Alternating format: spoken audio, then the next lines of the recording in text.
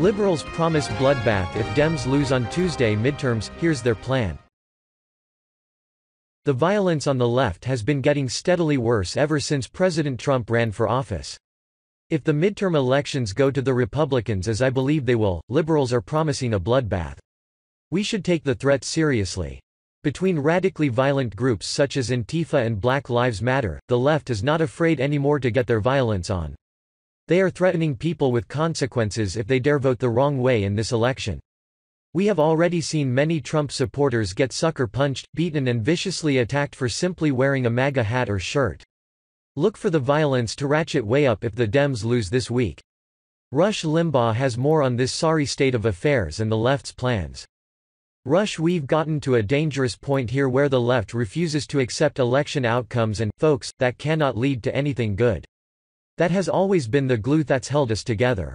Frankly, at times I've marveled that the country has held together the way it has for as many years as it has, given the only thing that really holds us all together is a piece of paper or a series of pieces of paper, the U.S. Constitution. The honor system and the reverence, the respect for that document is what's held us together. In all of our years, we have never elected a despot or a tyrant who wanted to literally rip it up, throw it away, and establish his own tyrannical dictatorship. It's amazing. But we're getting dangerously close to the same thing happening when one of our political parties refuses to accept election results, for whatever reason. They make it up. Well, it was stolen. The Russians this or that. Doesn't matter. When they refuse to accept, it means that there really isn't any unity around the premise of our country. And we may not unify issue to issue, but we always have been unified about the premise of America as founded. That's what's under assault today, and that is what is, in my mind, profoundly dangerous, and we are raising and have been since the 70s generation after generation of students who have been taught things that have nothing in common with the founding of the country. We have not taught children. You go back to the days when we learned that in junior high, intramural football and softball, nobody won, that there were no outs in baseball. No kid ever struck out. The kid hit until he hit the ball and put it in play. There were no losers. There were no winners. Outcome-based education 2 equals 5 if you thought it was 5. We weren't gonna humiliate people who were wrong. The people who were really smart in school? We were gonna slow them down. We're not gonna service their superior ability to learn. We're gonna slow them down so as not to offend anybody else, and we've now gotten to this point where kids have been raised coddled. They have been taught phony notions that self-esteem today does not derive from achievement and accomplishment. It derives from I have a right to have self-esteem. Parents have been teaching little kids, you're perfect, little Johnny. You're perfect, little Susie, and they're not prepared for adversity. So when nobody has been raised to deal with adversity, which in this case is losing an election, we have temper tantrums. We have childlike, snowflake behavior on college campuses. And we have a political party that's behind all of this. Right now, it's rooted in the failure to accept the results of an election. That is ongoing, and now on Twitter, as I said, you can find posts by "There will be blood." So people are being threatened. Not directly, but in a generic sense. All of it is designed to limit turnout. I think it's having the exact opposite impact on people. I think the left and the drive-by media continue to misunderstand who Trump voters are, why they are Trump voters, and why they aren't going anywhere. Let's see. We're also here being told that we need a new kind of civility, that the Trump presidency and all of his supporters are promoting all this incivility and violence and so forth, when it could be said that it's the exact opposite. Look, the reason why I'm harping on the fact people refuse to accept election results, is it's profoundly indicative of who they are, and it's a large explanation of why they're behaving as they do. Their refusal to accept is not just because Trump won. It's not just because they hate Trump.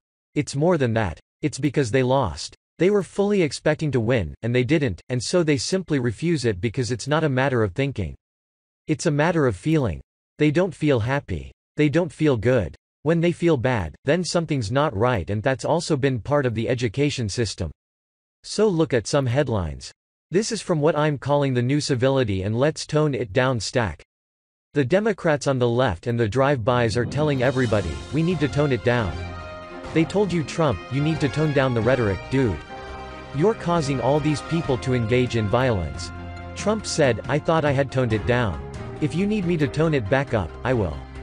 They went bonkers. So here comes, left-wing billionaire Tom Steyer, who is one of these environmentalist wackos who hopes to make a killing in this fraudulent hoax of man-made climate change. Steyer is running a Facebook ad comparing President Donald Trump to former Iraqi dictator Saddam Hussein. The ad features a 3-minute-long video that accuses the president of following a dictator's playbook modeled by tyrants like Venezuelan dictator Hugo Chavez and North Korean dictator Kim Jong-un, in addition to Hussein. The ad describes Trump as a malignant narcissist and claims he is perpetuating systemic misogyny. The video claims Trump's support for a border wall and attacks on the media make him comparable to dictators. Dictators don't attack the media, they own the media. Dictators don't spend their time ripping the media because they are the media. Trump isn't a dictator. Not even close to it. It seems like only yesterday, doesn't it, the drive-bys were blasting Trump for tweeting that Steyer comes off as a crazed, stumbling lunatic, chuckling. Yet here he is. Washington Post yesterday. Now here comes Tom Steyer bumbling along like a lunatic comparing Trump to a bunch of tyrants. Jeff Flake said Monday that it's unlikely that President Trump would change his rhetoric, but elected officials should call out him and his supporters on out-of-bounds tactics. The elected officials who continue to appear with the president at rallies where "lock her up" chants are encouraged and routine and phrases like the president is using. I can't imagine, as an elected official, attending a rally like that and not stand up afterwards or beforehand and say, "Don't do this, don't do this. This is not right," saying elected officials have to abandon Trump. Bill Nelson, running for the Senate in Florida, compares current U.S. political climate to Rwanda before genocide there. When a place gets so tribal that the two tribes won't have anything to do with each other that jealousy turns into hate, Nelson said. And we saw what happened to the Hutus and the Tutsis in Rwanda, it turned into a genocide. 1 million people hacked to death within a few months. And we have got to watch what's happening here. Well, we gotta give him his due. Senator Nelson knows Democrats best. I guess his concerns should be taken seriously. He may know what they're capable of. After watching the Gospel movie, I think anything's possible with the Democrats when they start hacking away at people. But given Senator Nelson's fears, folks, play it safe and vote straight Republican ticket. Why take the chance of mixing pro-gospel Democrats with Republicans? Democrats, aren't they protecting MS-13 gang members in sanctuary cities? Interruption. Well, hey, I'm not starting anything. I got here today, I was in a fine mood. I was looking forward to a lot of things today. And, as usual, I start doing show prep, and I find people I love, people I believe in, things I believe in once again are under assault by the American left. What am I to do? So we sit here and we defend.